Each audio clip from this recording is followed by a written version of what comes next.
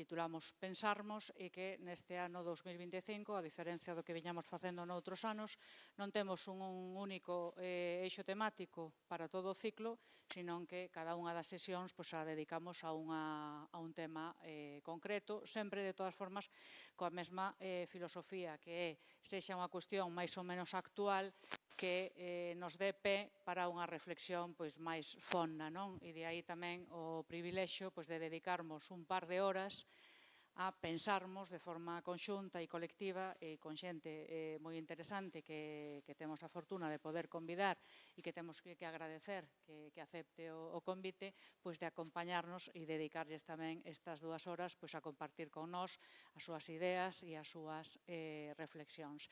Este ano 2025 comezamos no mes de xaneiro con Margot Roth, ao redor do seu libro Infoxicación, e se a indiferenza é unha cuestión sistémica. Hoxe temos o prazer de contar con Teresa Táboas e Juan Creus, que nos van falar dos límites do territorio, e a próxima cita deste ciclo Pensarmos será o cuarto xoves do mes de maio, o 22 de maio, con María Dolors Comas de Argemir, que falará arredor dos coidados, un reto para a sociedade do futuro, eu creo que xa para o presente, con Ana Isabel García Arias, que é tamén membro da sección de pensamento. Así que agora, temos estas 2 horas até as 8 para escoitar falar sobre unha cuestión tan esencial. Por un lado temos a cuestión do territorio, que é material e inmaterial, e despois tamén este vínculo, este antecedente, este relevo que lle dará o tema dos cuidados, que tamén ten que ver moito e se vai ver condicionado polo territorio e de forma recíproca. Así que, sin máis, moitas grazas, Teresa, moitas grazas, Juan, e quedamos a vosa escoita. Grazas. Bueno, moitas gracias e boa tarde. Bueno, tócame a min de estar un pouco de sparring aquí de Teresa, que en realidade é a cabeza pensante desta charla, vai a ser ela, dende logo, e a que plantexou, penso que as bases do discurso que vamos a ter, non?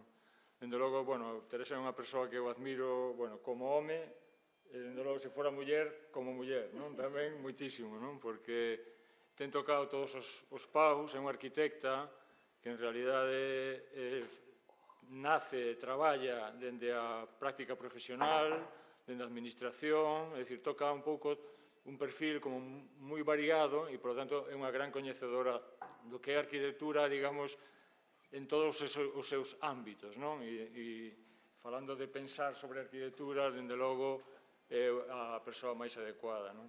Era, bueno, non fai falta que penso que me estenda na presentación, pero como sabedes, foi conselleira de vivenda, foi decana do Colexio de Arquitectos, exerceu como profesional e exerce como profesional, foi técnico municipal, o cual ten un coñecemento moi directo cos cidadáns, e ca realidade, digamos, do día a día. E, bueno, é tamén investigadora, porque ten feito unha tese doutoral moi interesante, pioneira no seu momento, falando do COR na arquitectura, cando en Galicia o COR o tiñamos un pouquiño abandonado, e, polo tanto, é digno de admirar a súa trayectoria. Ahora mesmo tamén é vicepresidenta da UIA, da Unión Internacional de Arquitectos, e leva a Galicia por diante, como quen di, e sempre no seu pensamento. Por lo tanto, penso que é a persona como máis adecuada para facer este análise do territorio que imos intentar falar hoxe. Non facendo spoiler, falando na comida, ela dicía que somos territorio antes que lingua, decía ela. En realidade, claro, é dicir, temos unha lingua para explicar o territorio, é dicir, temos un territorio que se explica, e, polo tanto, temos gañas, todos nós, de falar del, e a lingua permite eso. E, bueno, con esa introducción de que o territorio está por diante no pensamento e na cultura, dende logo para os arquitectos, por lo menos para certos arquitectos si o é, pois comenzamos a conversa. O territorio no que vivimos é un territorio, como sabedes, moi complexo. Galicia ten esa riqueza que outros territorios non teñen. esa complexidade é tamén fragilidade ao mesmo tempo, é dicir, ten moitos ámbitos frágiles, non? E que temos que cuidar, e penso que por aí vai a ir a conversa. Ela ten unha perspectiva tamén un pouco superior ou nun plano diferente ao que eu podo seguramente chegar, que é esa perspectiva dunha escala e dun pensamento universal, non? Que é o que lle preocupa nestes momentos, e por iso está á fronte dunha Unión Internacional de Arquitectura que pensa neses termos universais, non? Eu me movo máis un pouco no territorio máis do detalle, do obxeto, pero penso que en Galicia somos, e en eso creo que temos que reivindicar que os arquitectos temos unha maneira de pensar peculiar, non? Nese sentido, e é que nos movemos bastante ben no traslado do obxeto ao territorio e do territorio ao obxeto. É dicir, todos os obxetos que vemos estamos vendo como é o territorio, e tamén cando vemos o territorio identificamos os elementos, aquelas arquitecturas que o definen, non? Bueno, de todo isto, vale, a ver onde vamos chegando e falando, non? Ela vai un pouco a levar a conversa no sentido de que creo que ten unhas imaxes nas que imos conversar, E, bueno, chegando cara a 7:15, daremos un pouco a palabra tamén á xente para que interveña. Vale, e nada, esperemos que seña o máis frutífero e que saian ideas, non? Falamos do territorio, temos unha lingua para explicar o territorio porque pensamos no territorio, temos un territorio que pensar, non? E penso que iso tamén enlaza ca temática destas xornadas, non? É dicir, se falamos dun territorio porque temos que pensar nel. Nada máis. Doulle paso a Teresa.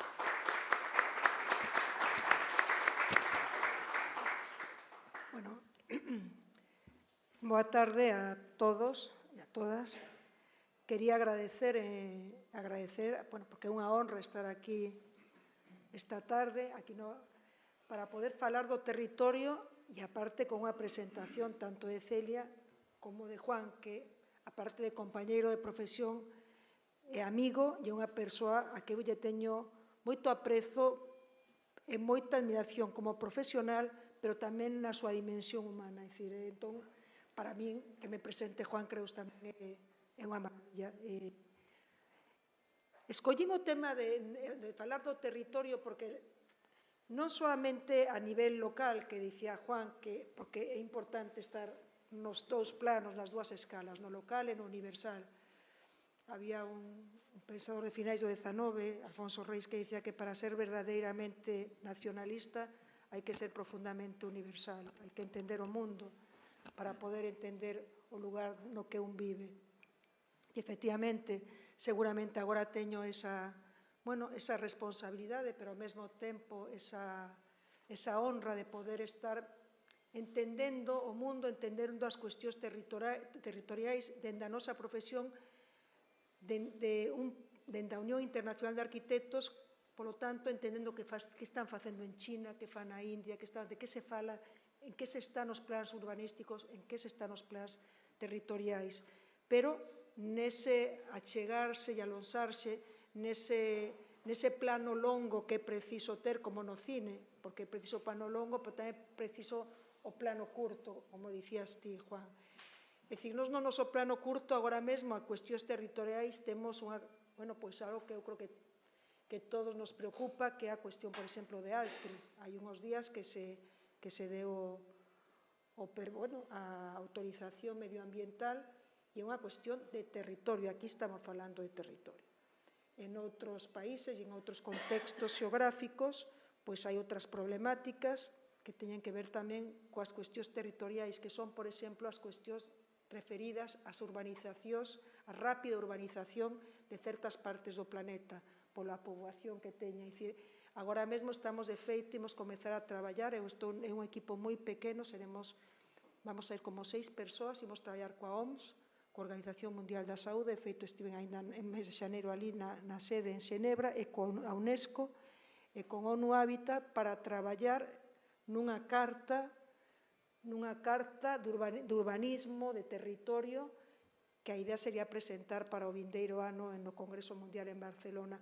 un pouco o que foi no seu momento a famosa Carta de Atenas, que é a que decidiu o movimento moderno, que era naquel barco que saiu de Marsella cara a Atenas, no Patris, que se chamaba, naquel barco, se cavilando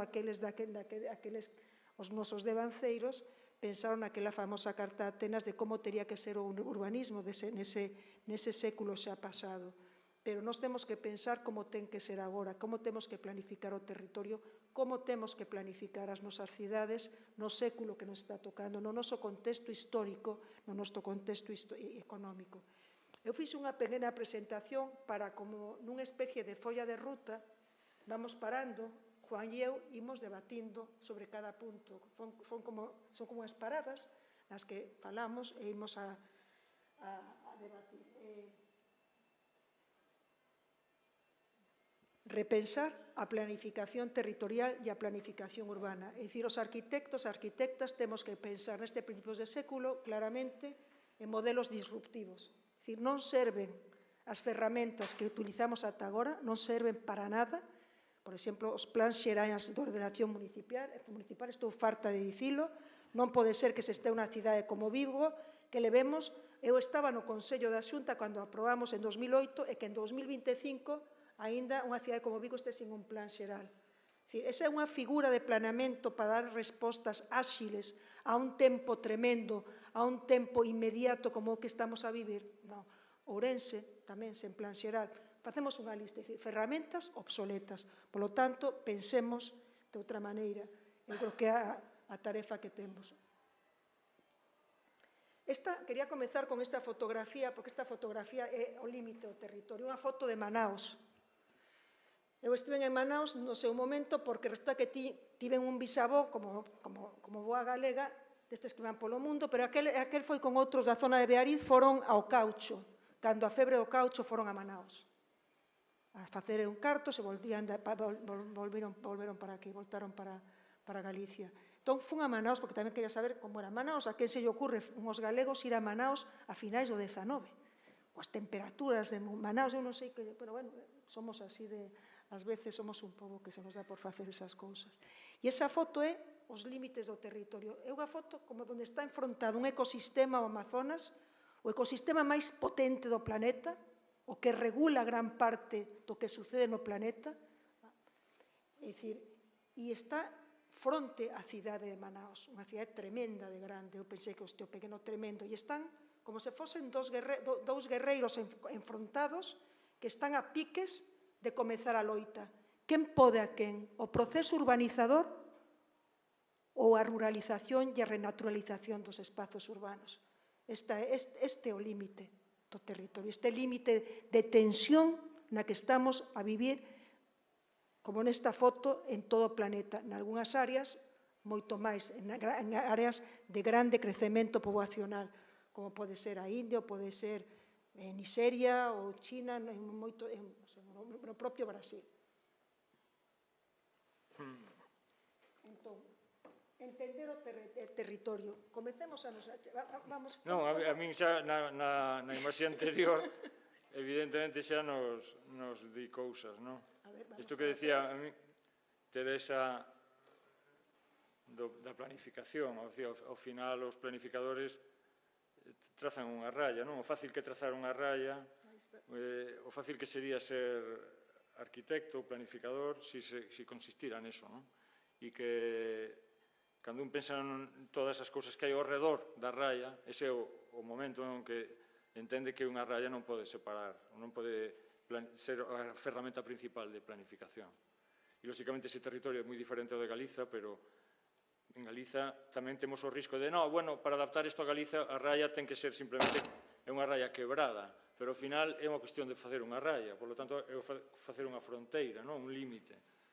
E os límites é un tema que temos que reestudiar, porque os límites non son unha raya, está claro, non? E ao redor das cousas, en realidade, a veces é moito máis importante o que hai ao redor das cousas que as cousas en si mesmas, non?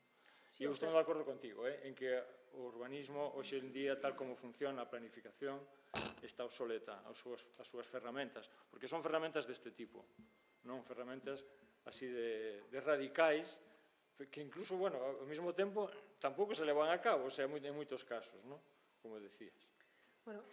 Bueno, sobre todo que a comprensión do territorio é fundamental para abordar a relación entre os seres humanos, e o entorno natural, nun contexto de crecente intervención e transformación.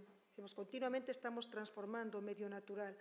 Por lo tanto, precisamos dun enfoque máis amplo, dun enfoque multidisciplinar, tanto dende o urbanismo como dende a planificación territorial, para cando menos acadar, o sea, que as solucións que demos estén adaptadas, que sexan solucións efectivas, xustas e sostibles. O sea, temos que replantexarnos, Juan, como arquitectos e arquitectas, temos que replantexar as nosas relacións coa natureza, é dicir, co territorio. O vindeiro ano vamos a celebrar, 30 anos despois daquel famoso Congreso Mundial de Arquitectura en Barcelona, imos celebrar o vindeiro ano o Congreso en Barcelona, o Congreso Mundial da UIA. O tema, o título é Becoming, un planeta en transición, porque é un planeta que está en tránsito. Cara modelos aínda descoñecidos, pero estamos nun tránsito, nun cambio de paradigma.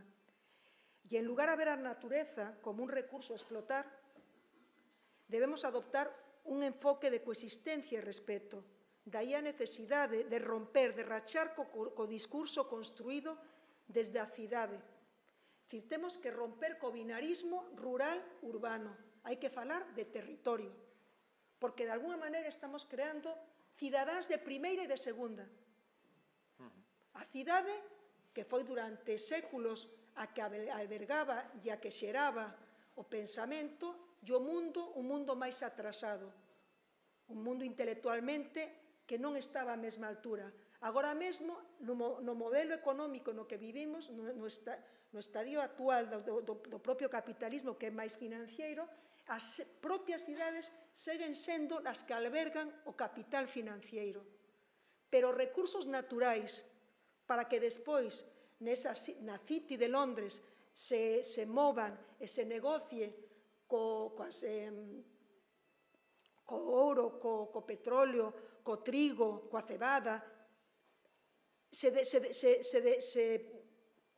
negocian esas cidades, pero onde se está explotando os recursos naturais en outros territorios. Por lo tanto, do que se trata é de equilibrar os territorios. E o equilibrio, dende o punto de vista proxectual dun arquitecto, vamos a decir, dese límite, sería un proxecto en sí mesmo, é dicir, como reconvertir ese límite nun espazo de equilibrio e de relación entre os territorios.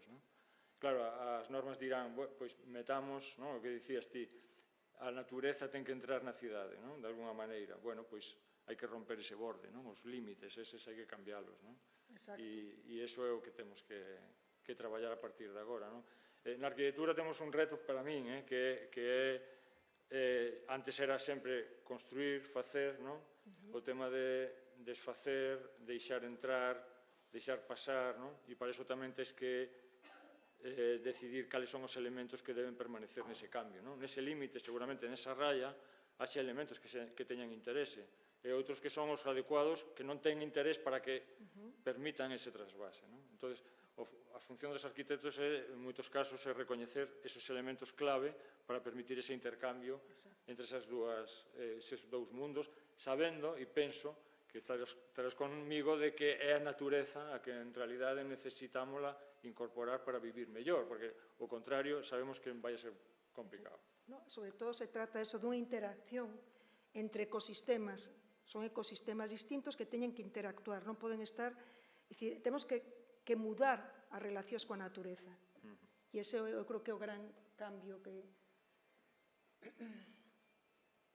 a importancia dos ecosistemas. Neste caso, collín a posta, porque vivo en Pontevedra, porque nos atopamos nun punto da intervención do humano na natureza, nos sistemas naturais nos que non soamente se alteran os ecosistemas xa existentes. Esta é unha foto de Pontevedra do ano 56, daqueles famosos bosques americanos, donde non está celulosa.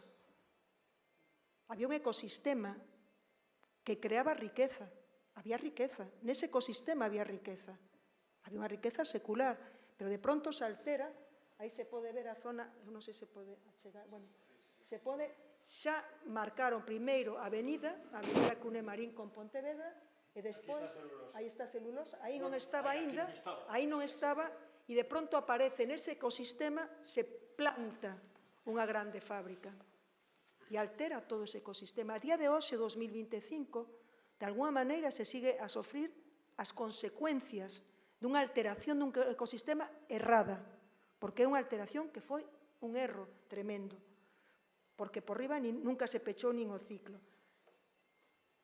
O seguinte sería a intervención humana na natureza.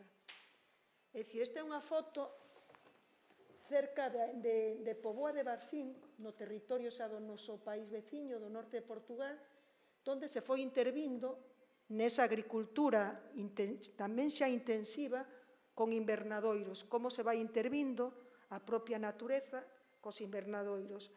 No 2019, un grupo de 29 científicos publicou un traballo sobre os límites planetarios, que identificou 9 límites ecolóxicos que interactuaban a escala global para designar o espazo operativo seguro, o cambio climático, os fluxos de fósforo e nitróxeno, o uso de agua doce, o cambio dos sistemas terrestres, a biodiversidade, a acidificación dos océanos, o agotamento do ozono estratosférico, a contaminación atmosférica e a contaminación química. Cruzar eses límites poñen en perigo o espazo operativo seguro para a humanidade e agrava, por suposto, riscos. En 2019, o Clube de Roma declarou unha emerxencia planetaria en colaboración cunha rede de contribuíntes de distintos científicos a escala global. E dicía claramente, os nosos modelos de crecemento económico, desenvolvemento, produción e consumo están empuxando aos sistemas de soporte vital da Terra máis aló dos seus límites naturais. A estabilidade destes sistemas, os nosos bens comuns globais dos que tan fundamentalmente dependemos, están agora en perigo. Entón, ese desequilibrio, nós, como arquitectos e arquitectas, nós como planificadores do territorio e do urbanismo, temos que ser conscientes. Daí que non poidamos seguir planificando nin cidades, nin territorios, sen ter en carga estes límites ecolóxicos, sen ter en conta que hai límites que non podemos sobrepasar. Hai que facerlle sitio a acción da natureza. Por poñer exemplos, non? Claro, na miña escala, non na escala máis tan universal, pero sí que é un problema universal e é un proxecto que, en certo modo, sendo pequeno, é universal. É un recente proxecto que fixemos para renaturalizar a praia de Porto do Son.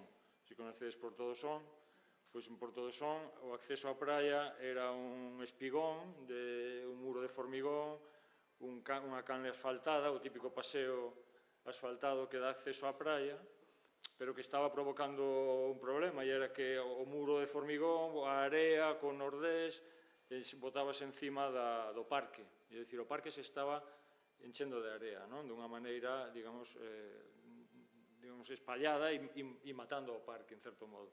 E a proposta arquitectónica que se fixemos foi simplemente derrubar o muro, despavimentar, é dicir, quitarlle o pavimento e construir, que é a primeira vez que facemos eso, construir unhas bases dunhas dunas, é dicir, un sistema dunar que non existía, e simplemente plantar o inicio, como que fai uns implantes desas dunas, levar un pouco de area que se vai depositando ali, meter bimbres captadores da area, e entón se están agora regenerando e, bueno, crecendo, de certo modo, o sistema dunar, un sistema dunar natural.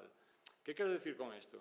Que os encargos que hasta fai pouco tiñamos clarísimos os arquitectos do que tiñamos que facer, a forma final de que íbamos dar aos nosos proxectos, de repente te atopas con un proxecto que o que faz é simplemente dar inicio a unha acción que a quen lle vai a dar forma é a natureza. É a forza do mar, a forza do vento, a propia area, e o que tens é que sentar esas bases, non? Entón, ese tipo de proxectos, penso que manteñen ou incluso implementan un ecosistema que é natural, non? Entón, temos que facerlle sitio a eso. Bueno, de feito, Juan, hai uns grupos que se chaman DPAVE, Pavement en Portland, curiosamente en Portland, en Oregon, que se dedican, son como cuadrillas, xente que se xunta para quitar o asfalto de certas zonas da cidade de Portland, sobre todo neses grandes aparcadoiros que teñen os americanos, nesas políticas urbanísticas de mediados dos anos do século pasado, con parkings tremendos, se dedican, somos como terroristas de quitar os pavimentos, non o asfalto. Entón, é o mismo que un pouco que contas. Sí, é un grupo como de acción, non?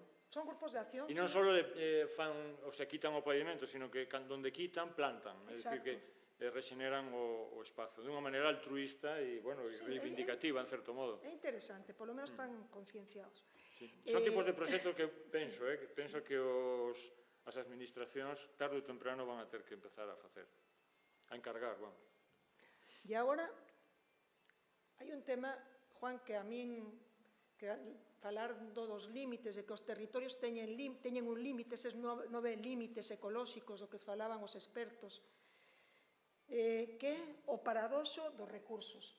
Hai unhos estudiosos, Peter Wilder Williams e Ponsford, que son da Universidade na Columbia Británica, en Canadá, que falan do paradoxo dos recursos relacionado co sector turístico. O paradoxo dos recursos é un análisis que plantexa un dilema: os límites do territorio en relación coa disponibilidade e xestión dos recursos naturais nun territorio determinado, xerado por unha sobreexplotación dun sector económico concreto. É dicir, ti tes un territorio con unha escala, e tes unha escala de economía. Se os sectores productivos, sector primario, secundario, terciario e tamén de cuaternario, que é referido ás novas tecnoloxías, se eses 4 sectores non están equilibrados, se hai unha sobreexplotación de un dos sectores, no caso que estudian estes economistas en Canadá, é no tema do turismo. As Illas Baleares, vamos a falar, por exemplo, das Illas Baleares, hai unos límites do territorio. Nas Illas Baleares hai un sector, que é o sector turístico, que ten maior peso, moito maior na economía que os outros. Nese desequilibrio é onde aparece o paradoxo dos recursos, é dicir, non están equilibrados os sectores económicos. E puxen esta foto a propósito, Juan, porque que esta foto, que na nosa historia de Galicia, isto é un ferrado. A xente toda pensáis que o ferrado é unha unidade de superficie, pero comezou sendo, era unha unidade de volumen. Isto é un ferrado. O ferrado era unha unidade de volumen de sementes, e a xente era tan intelixente que sabía, dependendo de onde estaba a terra, canto producía. Se estaba nun val, que era moi rico, 700 metros cadrados, máis ou menos, de parcela. Se non era un monte, unha zona peor, 400, quizáis. Isto é ferrado. Isto é saber a carga que ten un territorio e que hai límites nos territorios. Entón, o paradoxo dos recursos, na historia de Galicia, dende a Idade Media, témolo moi claro. Despois converteuse, evidentemente, nunha unidade de superficie, pero era unha unidade de volumen de sementes. Unidades de superficie que despois tamén, en base ao que se podía colleitar, existen noutros países. O acre, en Estados Unidos, é unha medida de superficie, pero de produción agrícola tamén. Co cal, eles sabían do límite do territorio. E un obxeto, eu tamén me atrae un pouco por esa reivindicación que facía eu antes das relacións que en Galicia facemos entre obxetos e territorio.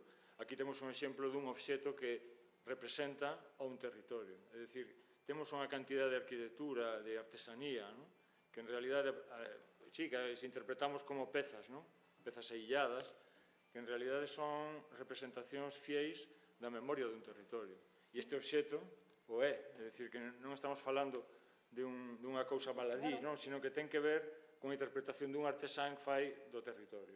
Iso é un tema moi interesante. Que é interesante, Juan, que con inteligencia natural, non co artificial, entendían perfectamente que a Terra tiña un límite. Efectivamente. O sea, non facía falta que tiveran o Big Data, nin que tiveran os datos satellitais, sabíano porque é un saber ancestral, é un saber de moitos... Sí, obxetos como estes, por exemplo, eu teño algo analizado, pois son os rizóns, os pescadores fan moito eso, porque as áncoras que utilizan, as nasas que fan, non as que compran, mercan comercialmente, sino as que fan eles mesmos cos obxetos que encontran, ou cos que inventan, encofrados, tal, son obxetos que representan o territorio no que viven. É dicir, que esa produción arquitectónica de menor escala que fan, representan ao territorio e o interiorizan. E iso é moi interesante, e iso, lóxicamente, vaise perder, ou non sei se se vai a perder, pero temos que loitar para que non se perdan. Estos son os datos da Organización da FAO, da Organización Mundial do Tema da Alimentación, unhos datos que pasan do ferrado, da sabedoría popular galega, dos límites do territorio, a un planeta que tamén ten límites. Esta era o terreno que tiñábamos para cultivar no planeta en 1970, por persoa, 0,38 hectáreas. E como vai baixando, é dicir, canta xente, no 2050, aí está un exemplo claro, é dicir, cada vez hai menos territorio para cultivar. Somos casi 8.000 millóns de persoas no planeta. Por lo tanto, o planeta ten un límite de carga, ten un límite, e entón, bueno, aí ese é o exemplo claro de... E non só terreo, sino tamén construcción, porque ao final a vivenda tamén é máis pequena, todos nos estamos como comprimindo, non, en realidade. Mira, aquí temos, por exemplo, os gráficos donde o ferrado, en cada concello, por exemplo, en Abadín o concello eran 504 metros cuadrados, son na estrada 639, as terras de estrada son moito máis fértiles. En Vilaboa 629, na zona do Cambao, é dicir, como vai mudando ese límite, esa capacidade de carga en cada territorio. Que despois habría que ligar co como se cultiva, non? Co tema da, bueno, xa o sabedes, igual que a mí, non? O da vaca, as dimensións mínimas dunha leira, porque as leiras eran moi alargadas, ida e volta, etcétera, etcétera. Todo iso nos daba unha idea dun territorio como moi rico, non? Nese sentido, moi complexo, en realidad. E, polo que dicía antes, moi frágil, non? Onde as rayas non se poden trazar como a da fotografía do principio. Pero o territorio tamén é unha estrutura moi complexa. Desde a economía política, o territorio se analiza en función, sobre todo, das relacións de poder e dos sistemas económicos que o afectan. Factores como a distribución dos recursos, as políticas gubernamentais e as dinámicas do mercado global para que poden transformar radicalmente a vida das comunidades.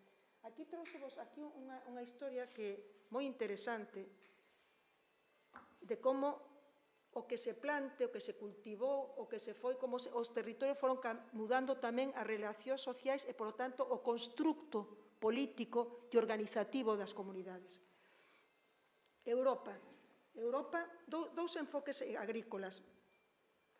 Primeiro, estou falando 3, 4, 5 séculos, varios séculos atrás. O trigo en Occidente e o arroz en Oriente. E vai dicir que ten que ver o trigo en Occidente e o arroz en Oriente. Pois tivo fondas e ten fondas implicacións sociais e culturais. Nas sociedades occidentais, os agricultores traballaban de maneira independente nas súas propias terras, porque o cal fomentou o individualismo e unha autonomía persoal. Podías ir co arado, sembrar, sementar, recoller.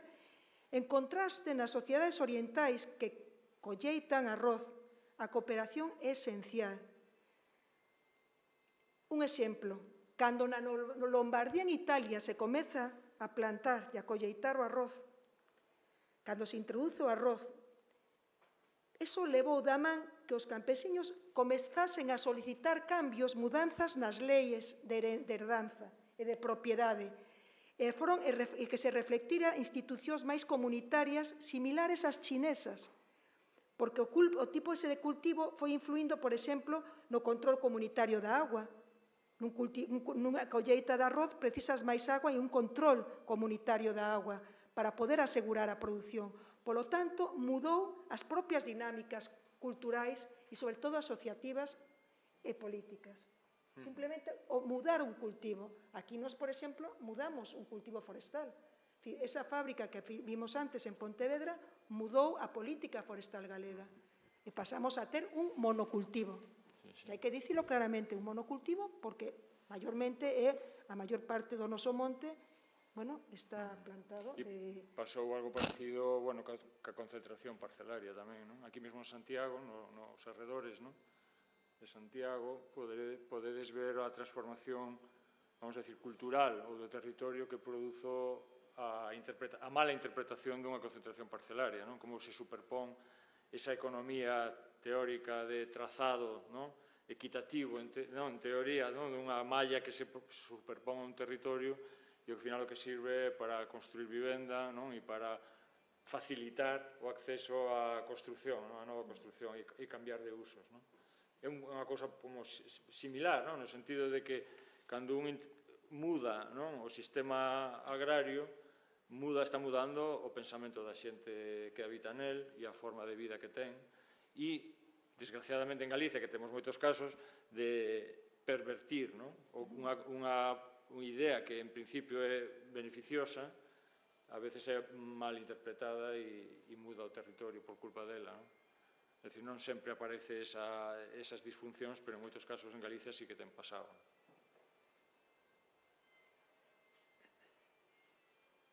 Esa foto precisamente era da Lombardía, porque era para contar un pouco o tema do arroz. Iso é Guedes, non? Sí.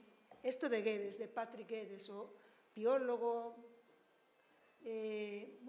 filósofo, unha persoa, curiosamente, de escocés. Patrick Guedes, seguramente que estudiachedes urbanismo, coñecedes a súa obra, esa famosa sección do Val, de Patrick Guedes. Eu creo que seguramente, casi en este momento, con todos os datos que podemos manexar grazas a todas as novas tecnoloxías, evidentemente, que fan moito máis rápida os procesos, os modelos de predición, se siguen utilizando a sección do Val de Patrick Guedes e as ensinanzas deste escocés que realmente era un xenio, porque fixo unha chega e unha interpretación perfecta do territorio rural e da constitución das propias cidades. A interpretación económica da historia desde o territorio. A relación co territorio é esencial para poder entendelo, a súa interpretación económica, e a interpretación económica da historia dese territorio. Por exemplo, pensemos en Galicia. O sea, as dinámicas económicas por mor dos recursos naturais e ese determinismo xeográfico determinan eses sectores productivos e, polo tanto, o crecemento e o desenvolvemento económico. Estou pensando agora mesmo da zona do meu pai, que ao mellor leichedes estes días todos nos xornais, en Beariz, acabase de autorizar xa a mina de litio na zona esta de Ourense. Pero é que esa zona, milleiros e milleiros, sempre foi unha zona de produción mineira. Hai minerais.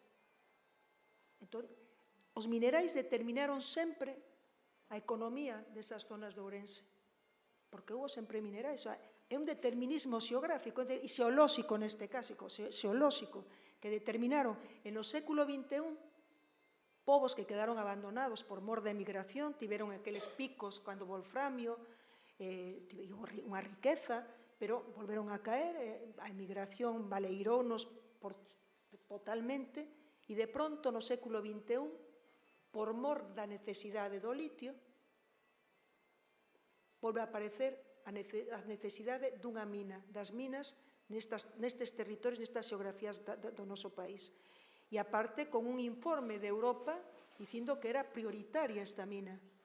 Co cal, estamos no momento das baterías de litio. É dicir, a economía do século XXI volve a precisar dos minerais que sempre tiveron estas áreas e estes territorios. O sea, determina a propia historia, claro, económica e, por suposto, a estrutura social e o desenvolvemento despois das cidades, do urbano e do rural, porque normalmente despois isto facía que se xeraran cidades a carón destas economías de recursos, dos recursos naturais. Sí, o que diguedes non é cada cousa no seu sitio, non?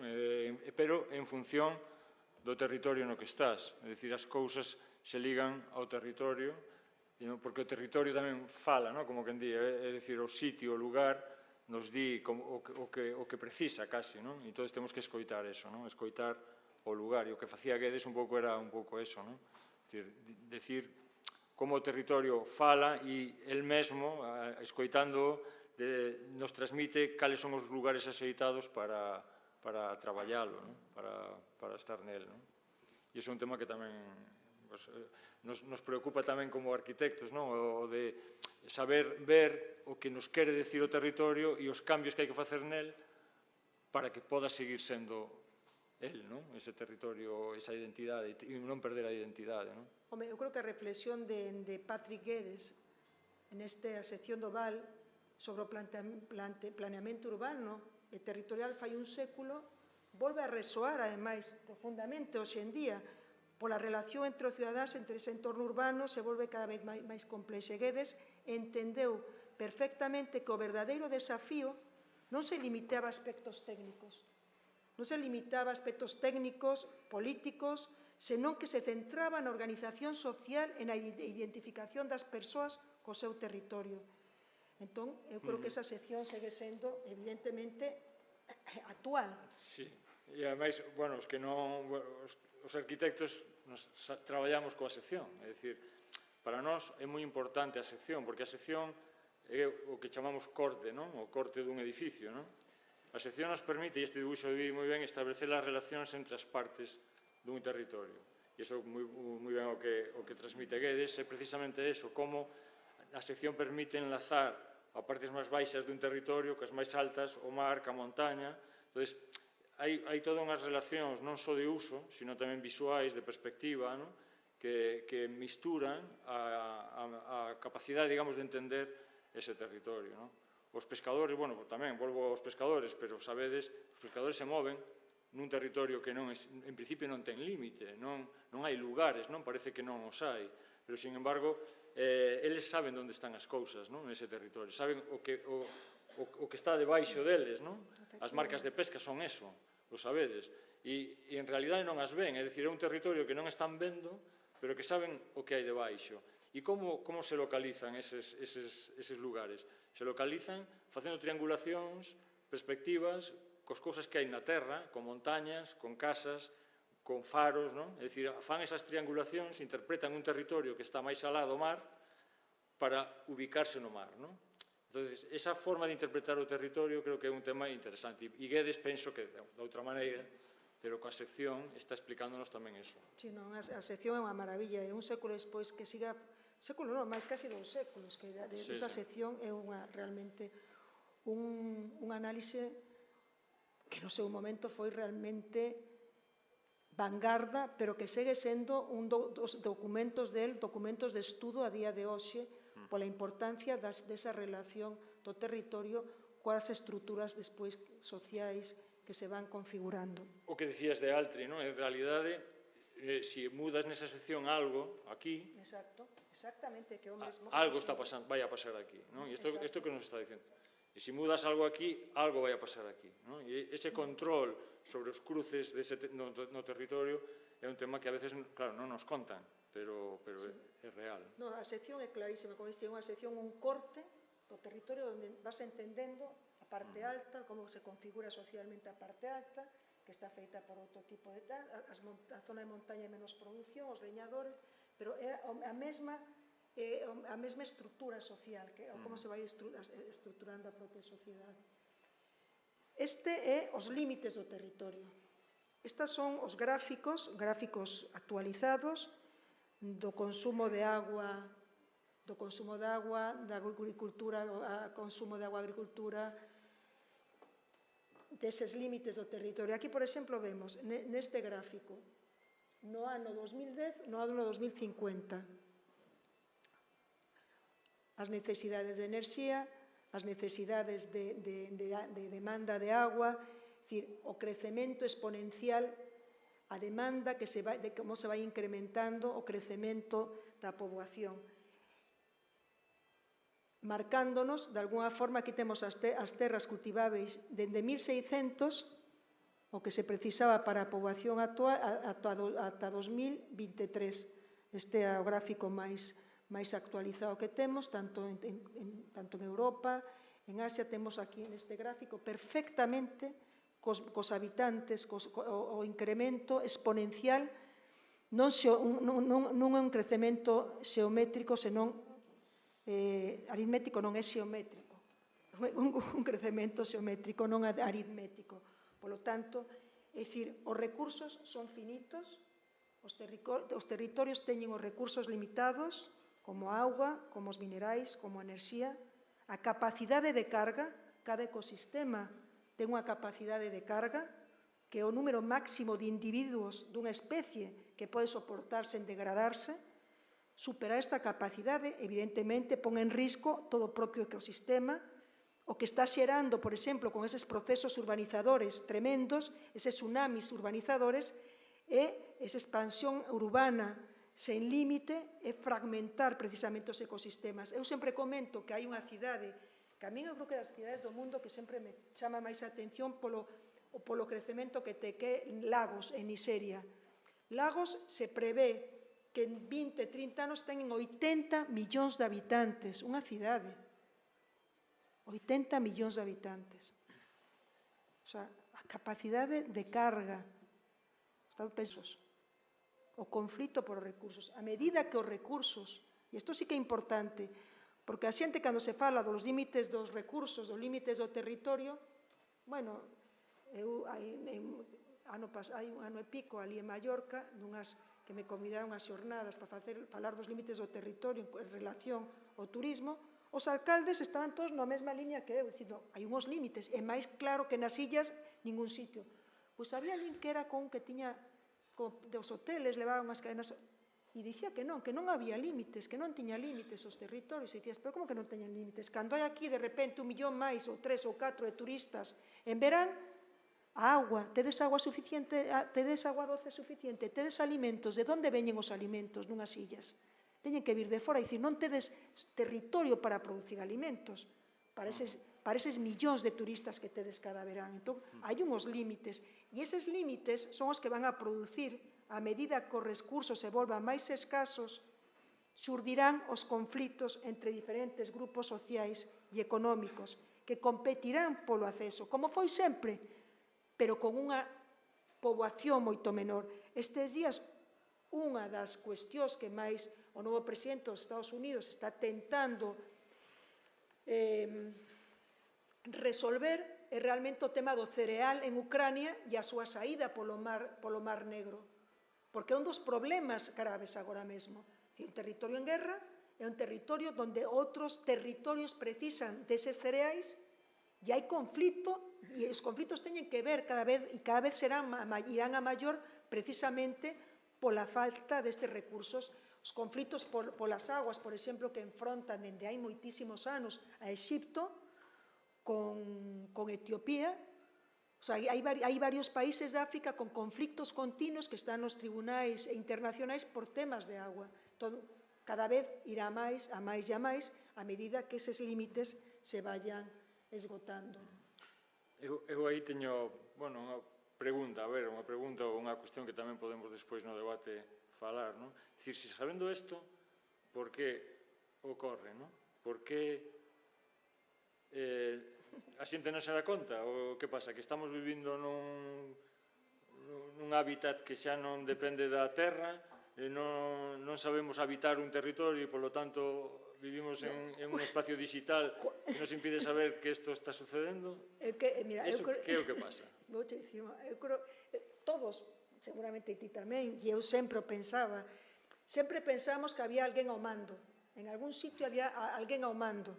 Hai unha película moi boa americana que se titula Don't Look Up, porque non hai ninguén arriba. Mira, nunhas conversas, nun diálogo como que estamos tendo ti e eu nunhas xornadas en Pontevedra hai 3 anos, con Joan Clos, ele estivo frente do ONU Habitat, estábamos falando, cando estivo na ONU e tal, e dicía, Teresa, eu tamén pensaba, e cando cheguei á ONU, é que non hai ninguén ao mando.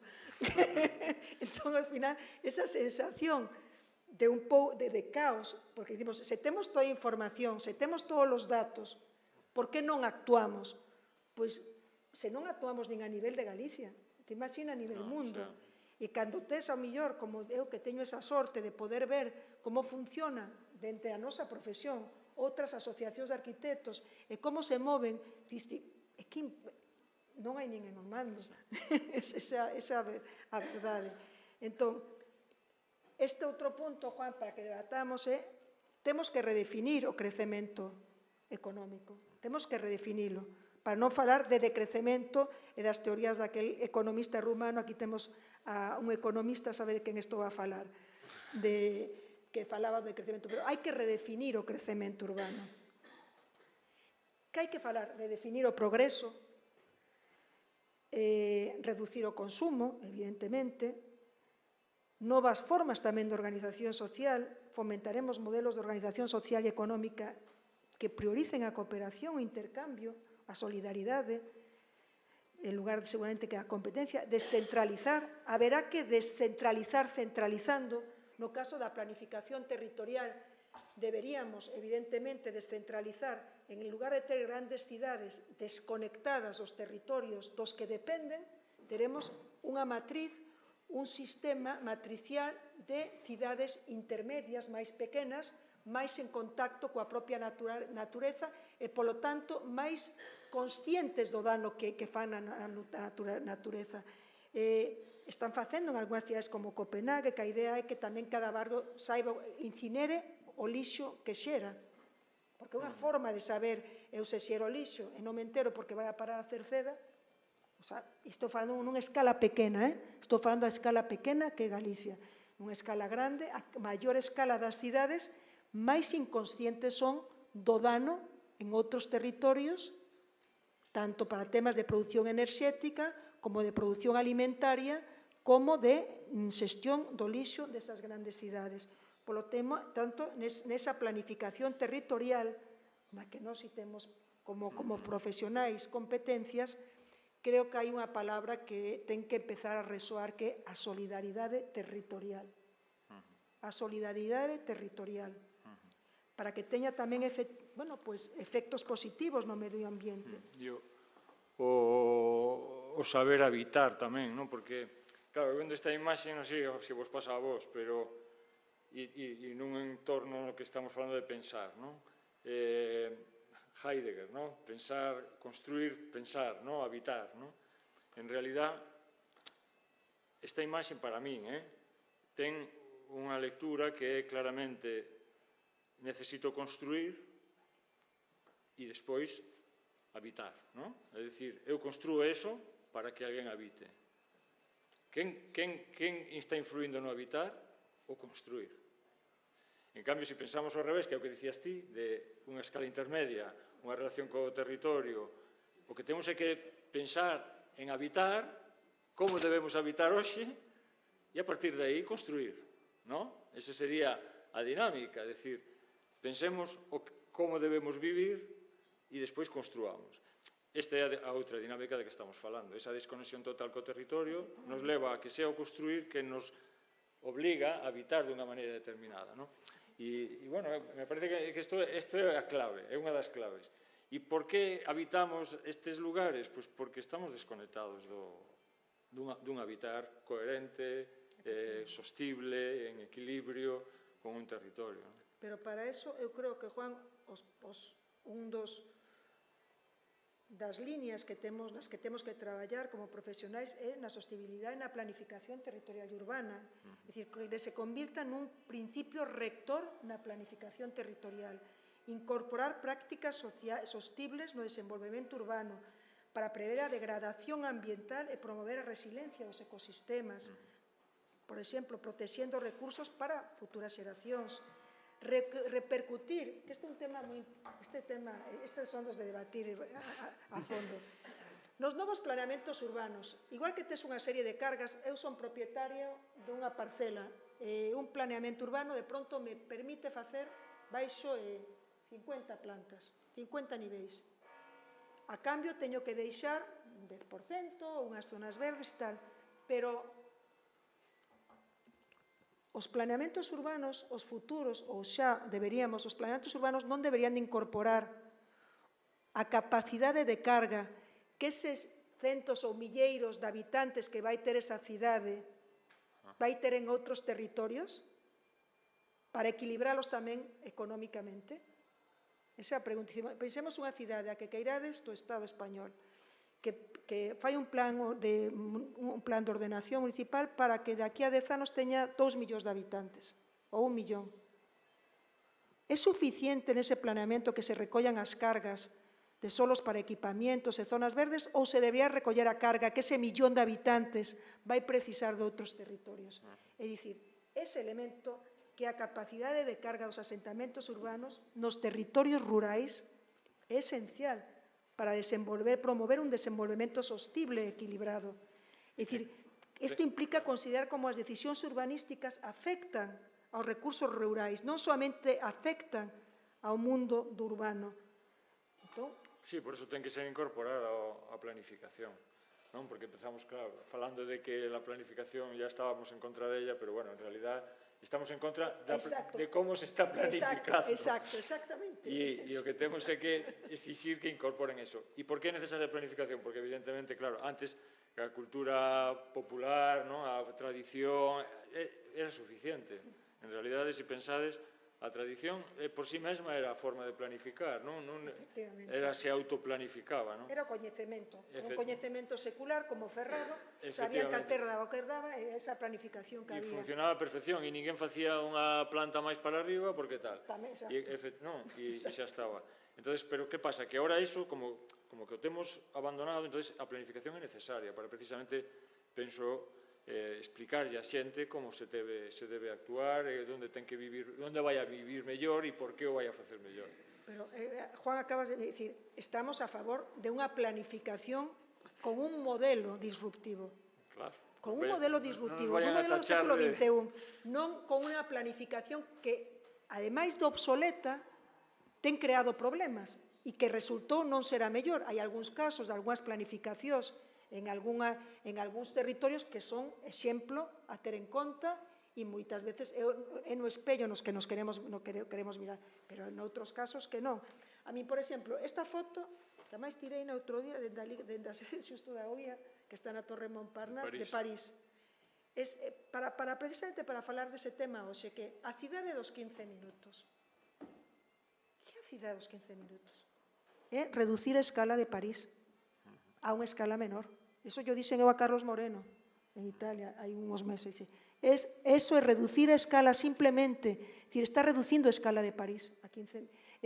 Sí, claro, é reducir a escala. É unha reducción de escala. Entonces, vamos ao modelo que falábamos antes.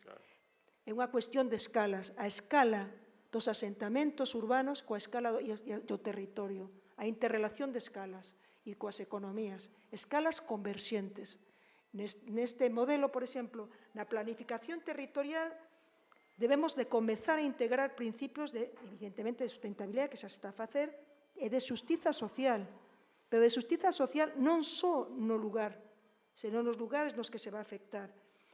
Isto significa deseñar cidades, no caso das cidades, que non só sexan funcionais, senón que tamén preserven o entorno e promovan a equidade social, tampouco non só equidade social, nos seus habitantes e dos territorios que reciben a súa carga ecolóxica. E dos territorios que reciban a carga ecolóxica. Sí, sí. Esa é, e é un dos temas que estamos debatendo continuamente tamén na propia OIA, desas cargas nos outros territorios. E iso conleva a reducción de escala, como ben dís, a humanización, en certo modo, do espazo urbano. Frente á imaxen anterior, esta é diferente, porque incorpora elementos que facilitan a relación entre a xente e a humanización dun territorio. Pensade nas arquitecturas, o que debemos incorporar a esas arquitecturas para que favorecer esa humanización, que a cultura popular ten feito de cotío, porque os bancos nas portas, os porches, eses espacios intermedios tan ricos entre a arquitectura popular e a rúa, que as cidades están perdendo. Un equilibrio de escalas. Por eso ese cambio de escala, esa humanización do espazo urbano, penso que é fundamental. Se iso lle engades o tema da incorporación da natureza, efectivamente, da renaturalización, a ruralización do urbano. E o de pavement. E despois a ética máis educación ambiental e a intersección dos límites do territorio chamado de crecemento, que non é máis que sostenibilidade territorial, xestión de recursos, equidade social. modelos predictivos. No tempo da Big Data, dos grandes datos, da inteligencia artificial, temos moitísimas ferramentas agora mesmo, moitísimas, para poder prever, para poder predicir, para poder saber que é o que pode pasar. Temos, evidentemente, un enfoque, ten que ser un enfoque multidisciplinario. A planificación territorial requiere un enfoque integral, con diversas disciplinas, pero temos que crear sistemas, temos que comezar a falar do que eu chamo sistemas de equidade territorial.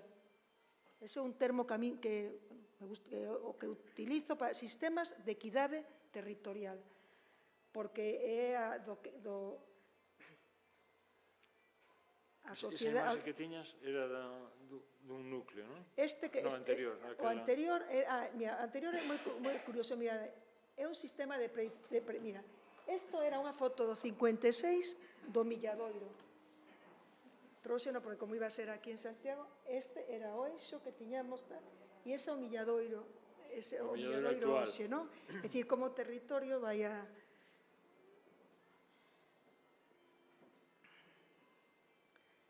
Nos sistemas de equidade territorial, é dicir, repercutir, como falábamos antes, nos novos planetos urbanísticos, esa capacidade de carga, desenvolver, porque podemos desenvolver, porque temos tecnoloxía de abondo, ferramentas de xestión do impacto territorial basadas nas novas tecnoloxías e que nos permitan avaliar a xestión e os impactos territoriais nesas decisións urbanísticas, considerando esas capacidades de carga. Este, por exemplo, que é un sistema que é o LIN, que é un sistema de origen americano, de unhas universidades americanas, este é o que utilizaron para a área de Estocolmo, como ecosistemas predictivos na área de Estocolmo. Outras ferramentas, aquí trouxen algunhas, porque hai que falar, que estamos no século XXI e non podemos rexeitar o que nos está ofrecendo a nova tecnoloxía. As novas tecnoloxías nos están ofrecendo a oportunidade de ter moitos datos e poder xestionar positivamente eses datos.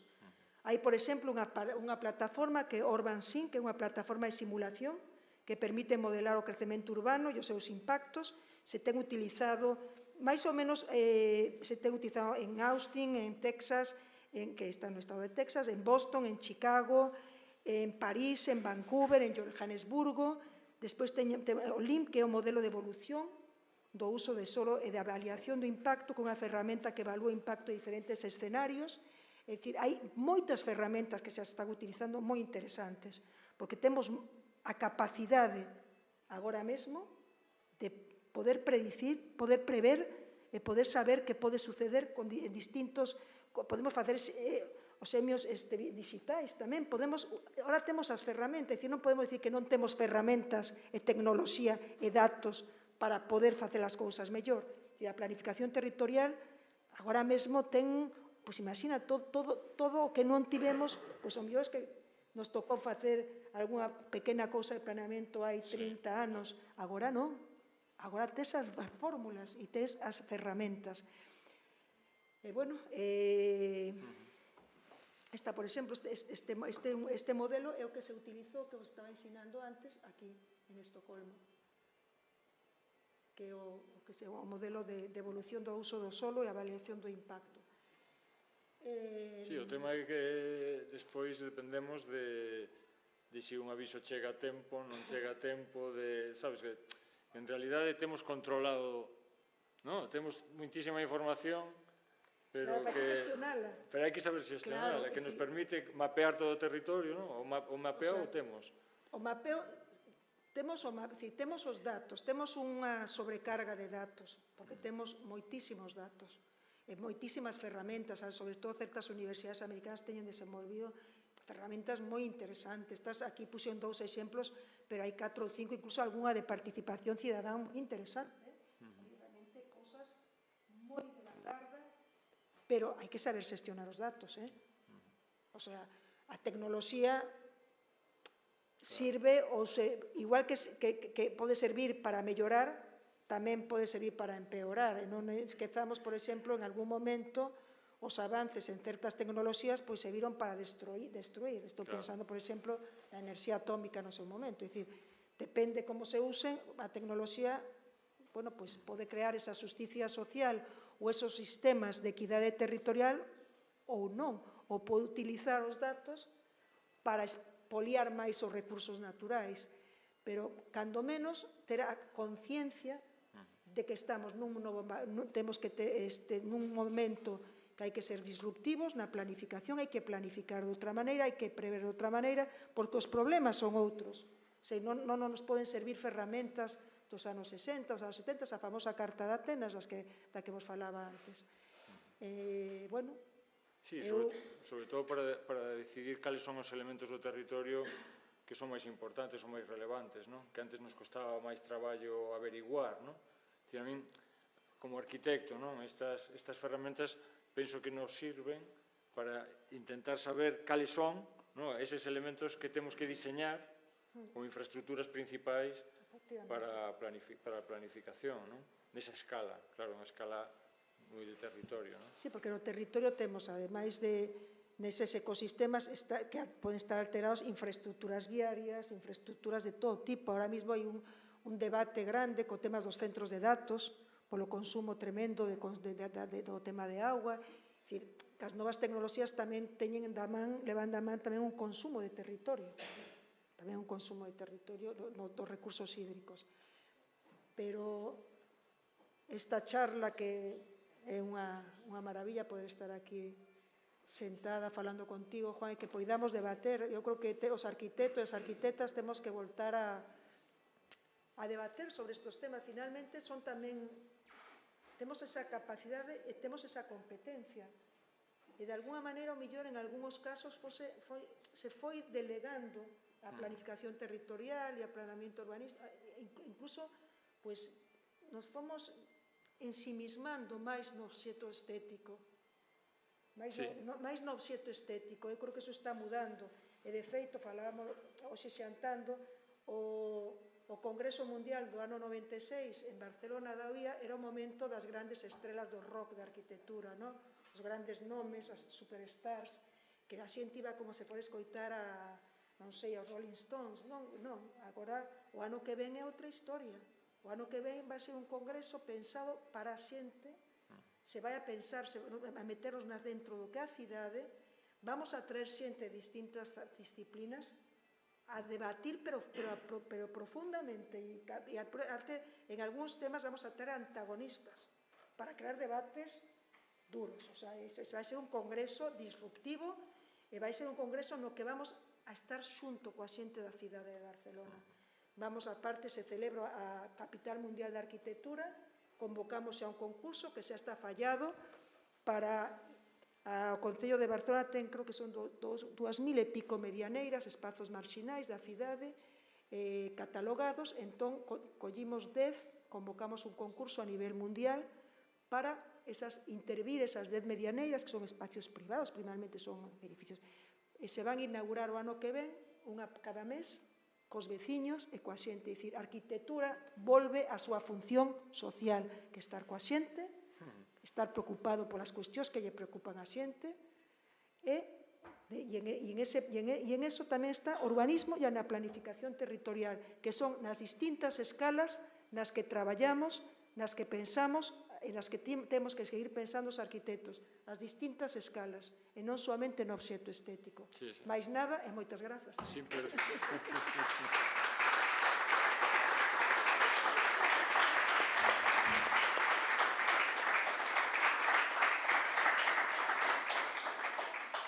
Bueno, pois agora toca un pequeno debate, non? E casi obrigado. Eu penso que despois de esta chapa que estuvemos dando, non chapa, pero penso que saliron cousas interesantes e que podedes rebatir, porque seguramente, claro, é isto como todo. O pensar, non? O pensar é un tema que debe levar a confrontación tamén de ideas, non? E a posta en riba da mesa das ideas.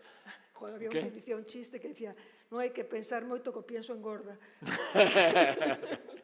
Hai que actuar, o compromiso social, en todas as escalas, como dicía Teresa. Enrique creo que quere dicir algo.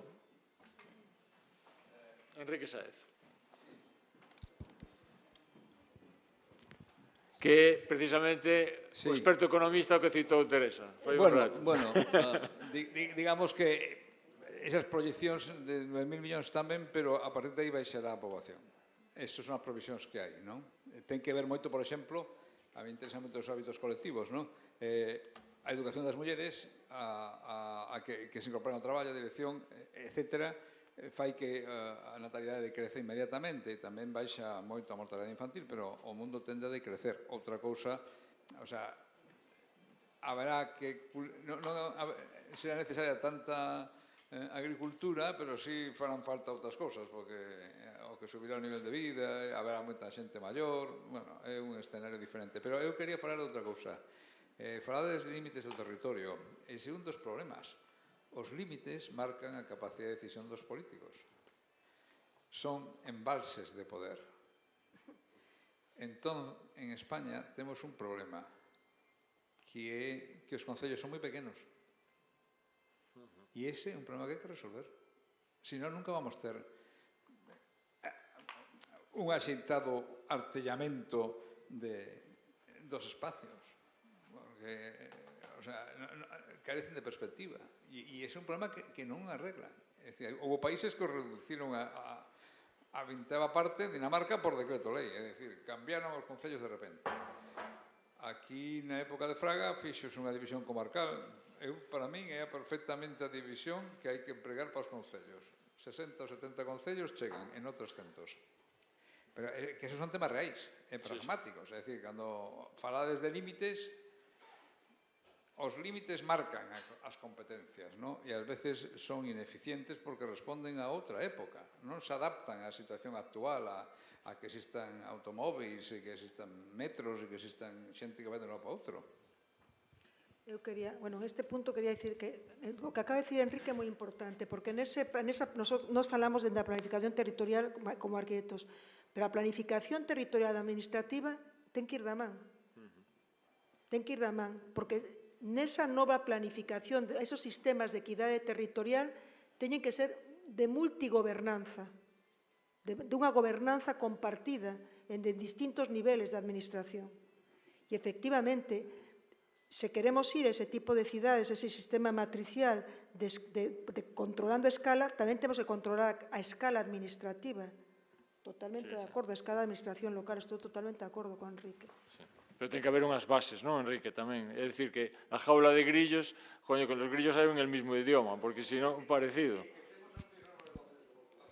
Xa. Bueno, ten a palabra aquí, sí. Entón. Bo día e moitísimas gracias pola vosa brillantísima chega, non? Bueno, eu estou de acordo co que decía Quique, non? Falaba de 50 ou 60 áreas territoriais. Eu creo que deberían ser, de alguma maneira, unidades de algún tipo de planificación territorial e urbanística. Non teño tan claro que sexa conveniente suprimir concellos. Creo que unha cousa é consorciar servizos, planificar conxuntamente, pero eu creo que ter concelleiros e ter descentralización no territorio, edificios e servizos, eu creo que iso, pero evidentemente está claro, non? Eu diría máis, incluso, creo que fai falta un plan único de Galicia. É que estamos en 2,7 millóns de habitantes. Estamos por debaixo de cidades, pero cidades medias en Europa, non?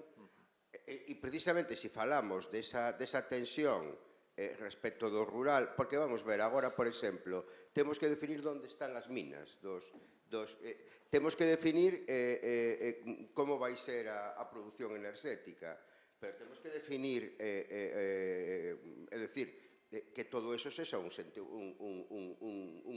sistema coherente, non? Nun sistema extractivista, por exemplo, o que nos van mandar é a cidade e o territorio vai quedar para os que extraen, non? Bueno, frente a eso, eu creo que o mecanismo é plan único. Por exemplo, na cuestión eólica, aquí se ve, xa, nun debate que tivemos, non? É que non temos nin planificado o impacto ambiental. Non temos un mapa ambiental, non? E logo un detalle que, bueno, creo que na cuestión da planificación, o tema da planificación económica, non? Do elemento económico, eu creo que é fundamental, non? Pensemos, por exemplo, como se prohibiron os parques eólicos que afectaban a Bayona como cidade turística, non? Isto xa en vía administrativa. E despois que afectaba a agricultura ecolóxica de Sanceda, non? Tamén, evidentemente, a actividade económica non solamente a cuestión, entendo, biolóxica, ambiental, non? Sino a cuestión da planificación de actividades económicas. E logo un detalle que non me resisto a chegalo, non? Sabedes que hai un mundial no 2030, non? E agora está de moda, non? Dimitiu a paisana que fixo. Bueno, eu creo que hai que saber que hai cidades no Estado español, en Portugal, en Marrocos. O de Marrocos eu creo que vai xa de outra maneira, non? Porque non é unha democracia, pero hai cidades que están a planificar as súas estruturas urbanas en función do que din uns señores que lle están dicindo aos concellos a quen lle teñen que dar as obras, que arquitectos son os que fan eses estadios, e realmente eu creo que desde esa última Olimpiada de Londres está claro que este tipo de eventos deportivos non atrae, sino que realmente o que fai é unha deterioración. Eu creo que é un elemento importante en todo este tema de debate, porque é que están condicionando 11, quizá 13 cidades en función do que fai unha sociedade de dereito privado suiza, que é a FIFA. A FIFA non é ninguna organización internacional, é unha asociación de dereito privado suiza. Bueno, pois hai un pouco eses datos. Insisto na cuestión do plan único de Galicia e a cuestión da introducción do elemento económico, da planificación. Juan, é que en ese tema escoitamos anécdotas de todo tipo e ocurrencias, porque escoitas, dependendo do concello, un dá unha resposta para o tema da vivenda turística, outros dan outra resposta, para o tema da vivenda un solta unha barbaridade, outro solta outra sen sentido, porque non hai unha cogobernanza. Para as cuestións importantes non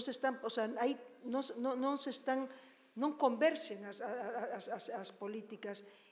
Outro non sabe que lle dicía co tema da vivenda, porque ao mellor resulta que o problema da vivenda precisamente está en querer centrar todo en grandes cidades.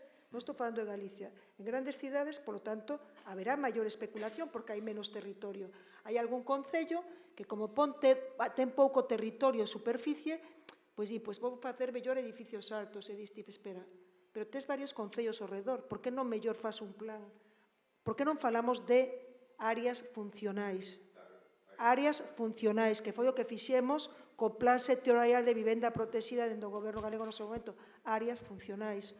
Porque o que decía Enrique, que se sobrepasan a veces eses límites, que a partir de aí é que escoitas cousas que non teñen nin pés nin cabeza, porque esa é a verdade.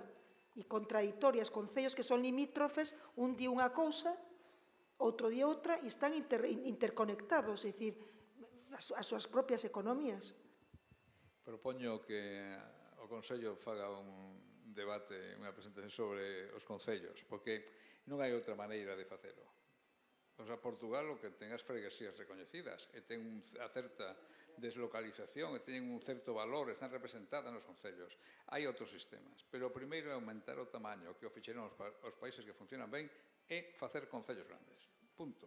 O de ter Francia, que non quere facer eso, ten 30 e pico mil, é o Estado que máis gasta en función do PIB e é bastante tragedia en ese aspecto, ten región, departamento, tiene comarcas, ten todo tipo de solucións intermedias, non funcionan os ámbitos. Galicia necesita, pois eso, unha xunta que faga unha planificación territorial, 70, 60 concellos, e sobran as provincias. Esa planificación única... Eso sería o lóxico desde o punto de vista, eu, casi como empresario, se fora unha empresa miña, organizaría así, para que fora máis eficiente, non?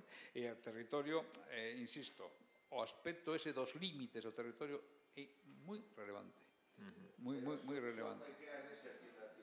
No, todo o contrario. A desertización crease, fíxa, Burgos ten 370 concellos, a provincia de Burgos, e está quedando deserta, porque, que pasa? Que non poden dar servicios, non poden ni pagar o secretario, ten que pagar entre varios.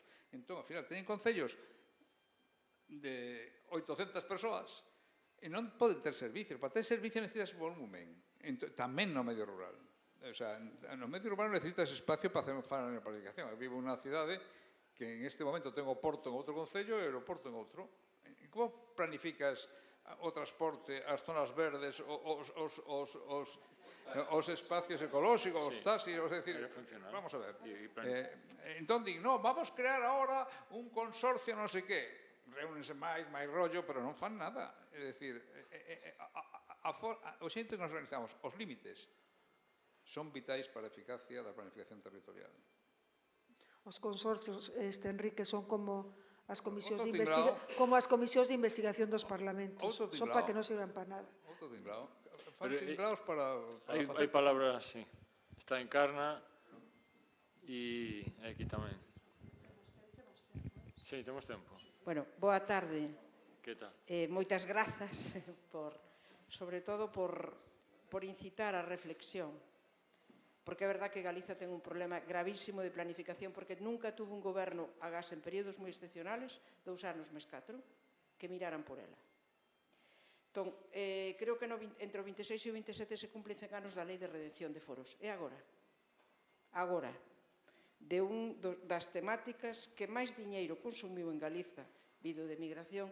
Entón, a mí me parece, bueno, en algún sitio estamos pensando neso, non? Pero cumpriría tamén que o Consello fixera, porque eu coido que Galiza neste momento é un dos países que ten capacidade de producir alimentos sanos na terra e no mar. Ten esa capacidade. Ten capacidade aínda de xestionar a porquería que sale do seu territorio, tena.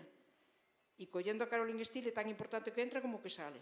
Porque todo o que entra, despois hai que conseguir que cando salga non produzca máis porquería.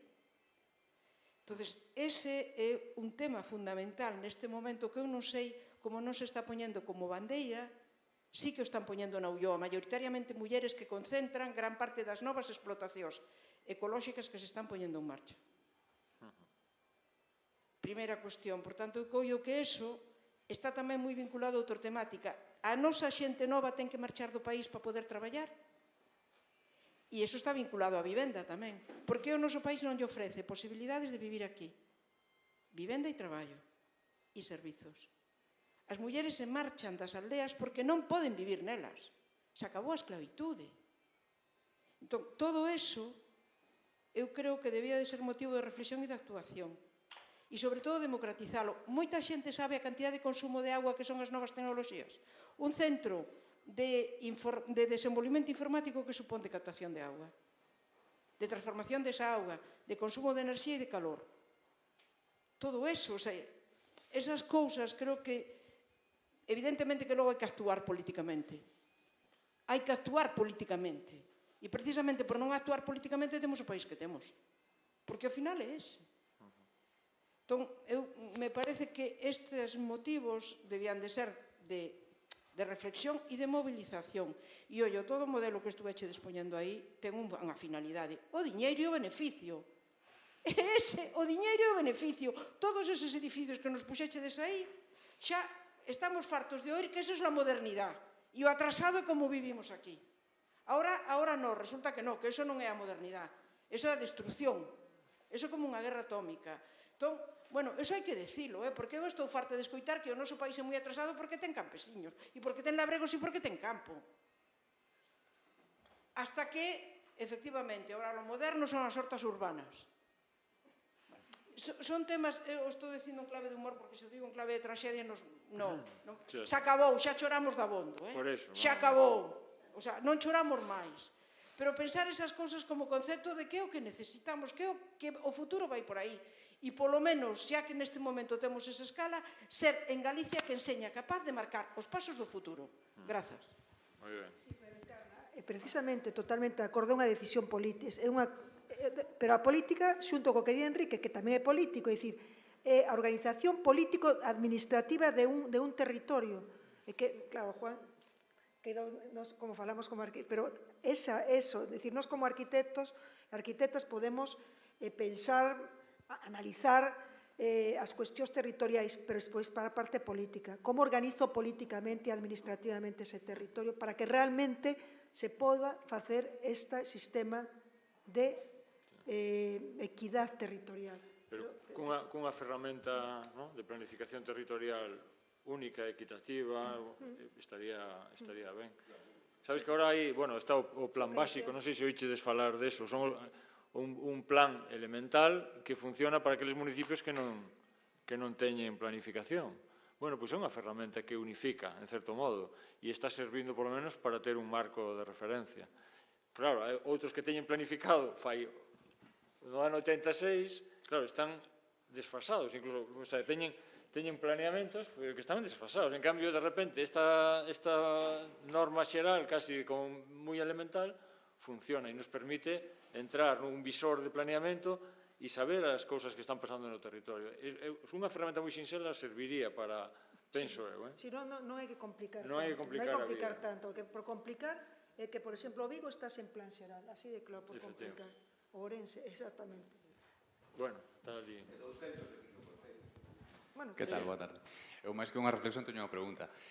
Botei en falta falar, agora que estábamos no debate, de coordinación, porque estábamos falando de fusións, de ampliación dun plan único de Galicia, pero o que botou en falta, e non sei se vos tamén, é unha maior coordinación, sobre todo nas áreas metropolitanas.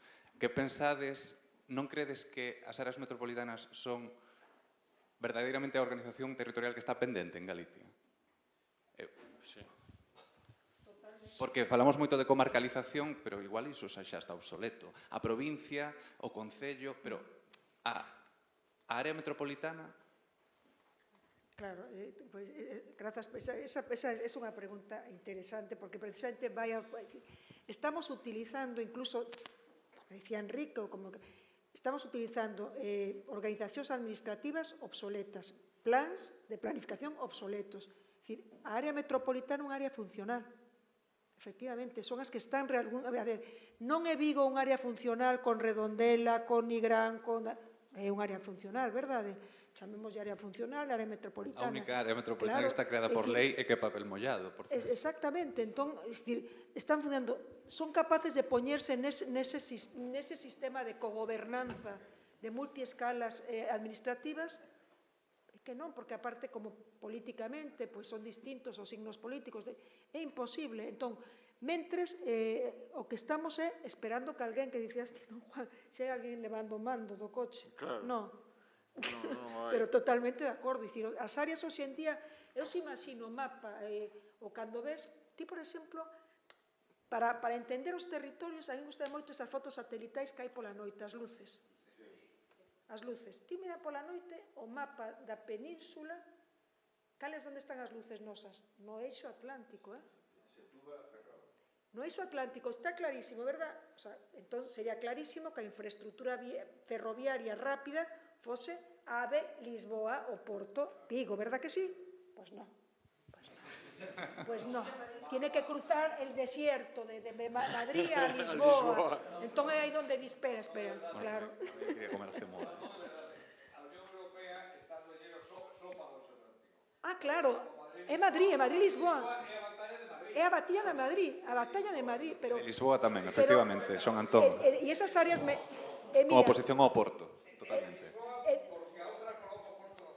E se ti ves esa foto, esas áreas metropolitanas que dis ti, ou áreas funcionais, ves ese eixo atlántico clarísimo. Ourense un pouco de luz e un pouco Lugo. É o que ves, de Galicia o que ves. É dicir, xa che está marcando, é dicir, onde se está levando a cabo a actividade económica. Bueno, pois o que derás despois, o millor é neses outros, nese sistema matricial de máis pequena escala que non aparecen as luces dentro do satélite, terás que ter un mínimo de equipamentos para non crear para compensar, evidentemente, porque tens que compensar, porque eso como entra nun bucle, é como un... É dicir, se non hai xente, se valeiras o rural, pois tampouco lle podes dar equipamentos, porque tampouco che sa conta económicamente. Entón, é dicir, é todo como un bucle infinito do que non saímos. Pero hai vontade política, en xeral, hai vontade. Pois os cidadáns tamén, cando imos a votar, tamén debemos saber o que votamos para cando, se queremos mudar as cousas, porque senón, claro, pero ten razón, a pregunta totalmente de acordo. Ben, eu é que, perdonade se sona un pouco a provocación, pero moitas veces pregunto cal é a dimensión óptima dos concellos, e ninguén mo sabe de dicir. Eu vivo nun concello de 30.000 habitantes, lindeiro ca Coruña, e Culleredo. Un concello que ten un montón de afectacións relacionadas con os servicios que demanda principalmente a cidade da Coruña, que ten 250.000 habitantes. Non sei se óptimo é a Estrada, que ten 20.000 habitantes, acabo de miralo, e ten 51 parroquias. É un territorio enorme, unha distribución poblacional tremenda, entón eu non sei se esa é a situación envidiable. Eu non sei cal é o tamaño óptimo dos concellos. Pero deixademe que fale un momentiño máis do meu concello de Culleredo. É dicir, digo porque é un planteamento que escoito ás veces, non? Culleredo debería pertenecer a Coruña. Debería ser un único concello. Porque as áreas metropolitanas, acabas de decir, non? Unha vez máis, pois son así como unhas entelequias que non se sabe si van servir para organizar territorialmente ou administrativamente ou políticamente. Bueno, aquí falouse dos taxis, por exemplo, non? Se non me equivoco, alguén pode me corrixir, seguramente alguén viviu en Barcelona, na área metropolitana de Barcelona os taxis son únicos, son metropolitanos e funcionan. Por tanto, é a chave máxica de verdade a fusión de concellos? Ben, dígoos máis. Os conflitos entre municipios, e vou vos poñer un par de exemplos moi concretos. Culleredo, por donde pasa todo absolutamente. O tren, a autovía, a autoestrada, o aeroporto. E podría seguir un cacho, vale? E son temas dos que vos podría falar ampliamente, vou intentar facelo moi escuetamente. Proxecto de ampliación do aeroporto de Alvedro. Un proxecto de 120 millóns de euros, o novo plan director, que implica, pois, moitas expropiacións, implica un impacto no territorio brutal, implica unha afectación urbanística da que non se está informando a xente, e no que resulta que para nada se ten en conta que temos outro aeroporto a menos de 45 minutos, perdón, pero que non temos é un autobús, xa non vou dicir o tren, non son tan ambicioso, un autobús cada 2 horas. É o remedio a eso a fusión de concellos? Ben, vale, hai opinións diversas. Digos outro exemplo máis.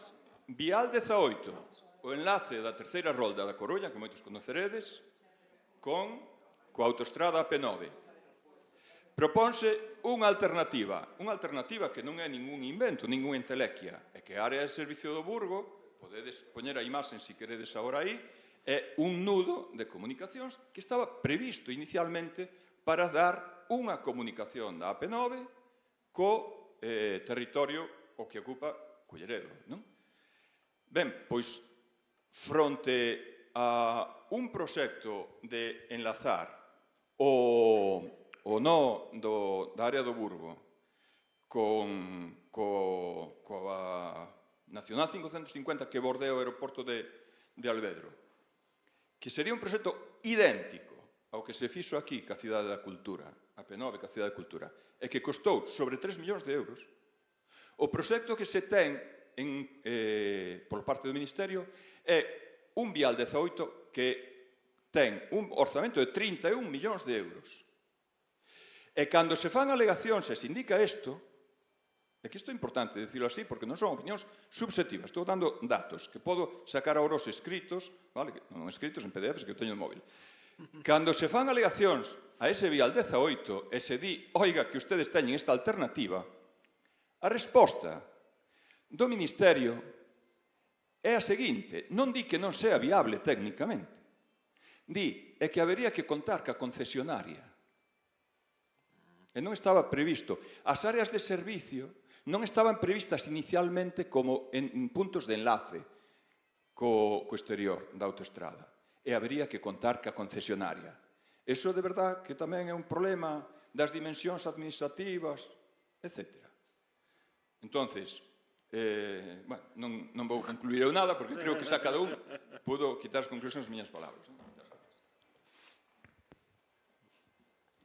Non, eso non se resolve solamente coa fusión dos concellos, totalmente de acordo contigo, é dicir, o tema dos aeroportos, estou volto con Xoan Antón, é dicir, nós podemos ter 3 aeroportos, pero pregunto, podemos telos, pero planificados, planificar cando menos, podemos cando menos poñernos de acordo en planificar a que se adica cada aeroporto.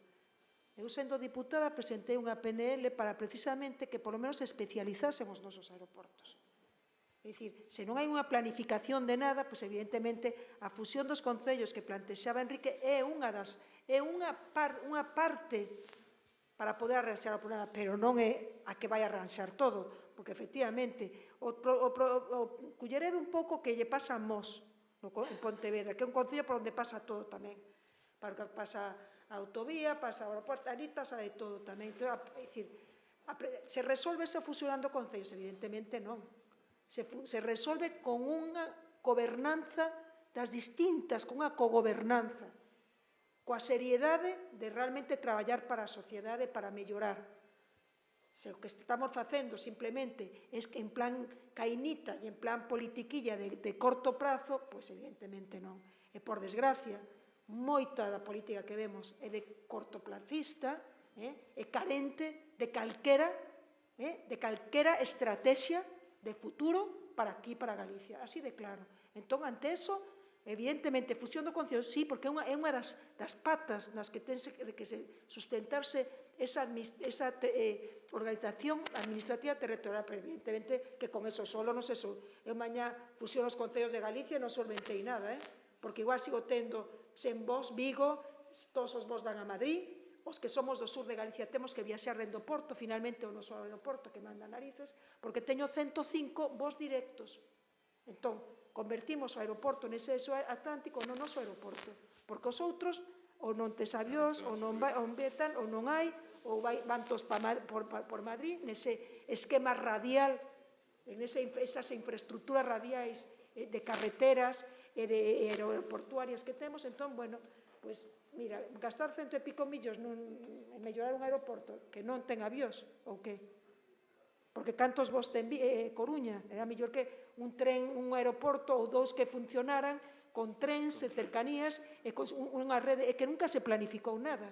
Nunca se planificou, non hai planificación. O que dicía Xoan Antón, tens que ter unha planificación, entender o territorio, entender Galicia, así, quero planificar así, e ter unha planificación mínima, unha planificación de equidade territorial, e a partir de aí metes todo, fusión de concellos, e o que faga falta, planificación de infraestructuras viarias, planificación de infraestructuras aeroportuarias, planificación de portos. A ver, como pode ser que os concellos estén pelexando polos vos e que anden pagando mellor postor que lle paga máis a Ryanair? Pero isto que é? Por favor, en fin, mellor non... O seguinte. Dou un dato máis ao respecto, sí, pode ser. Mira, o aeroporto de Lavacolla ten 27 destinos. Teño comprobado, dependendo dos momentos, sube un voo e baixa un pouquiño. O aeroporto de Alvedro ten 9 destinos. Isto tamén podría sacar agora o artigo. Isto dixo o presidente do Consorcio de Turismo da Coruña, un organismo público dependente do Concello. Íbanse gastar, non, houve concursos, algúns quedaron desertos, por certo, nin pagando se consiguen voos.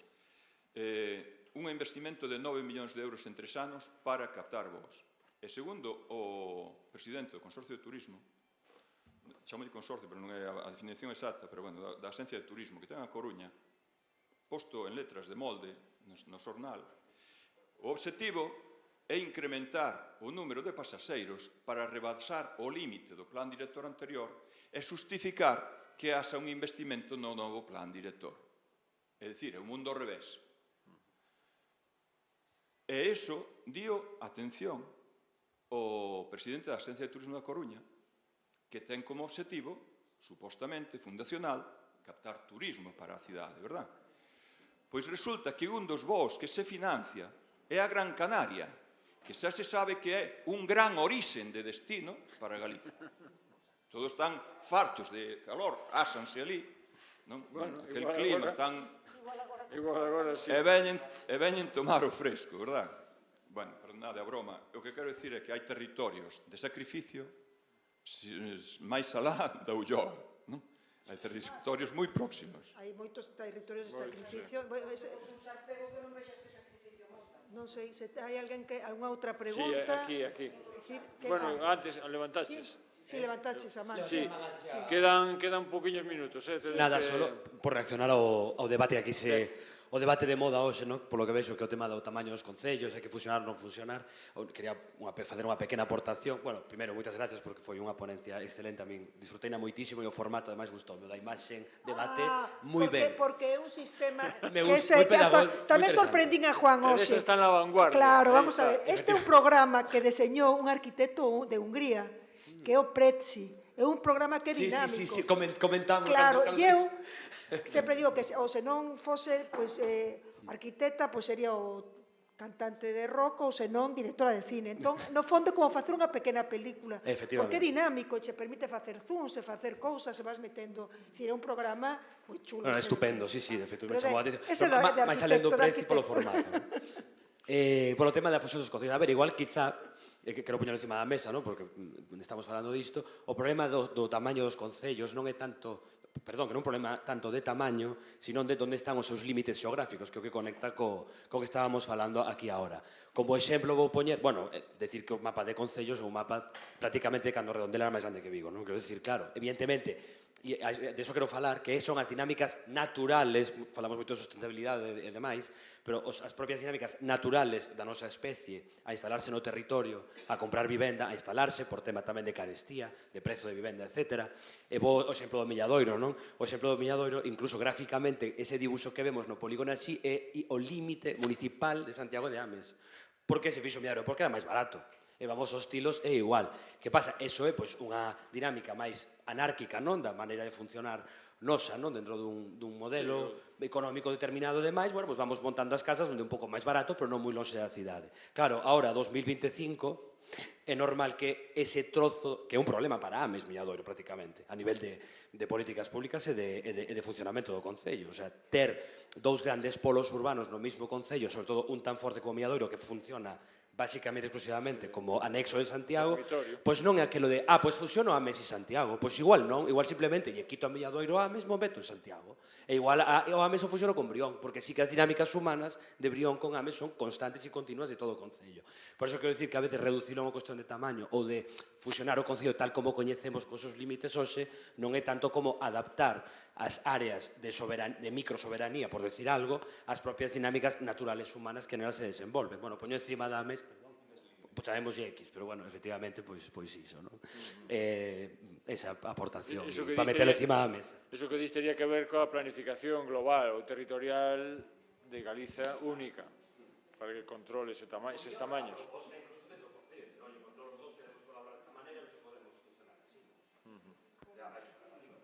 Das áreas.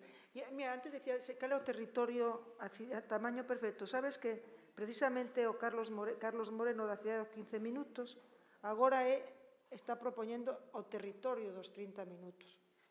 Digo cho para que, máis ou menos para que calcules a cidade ideal.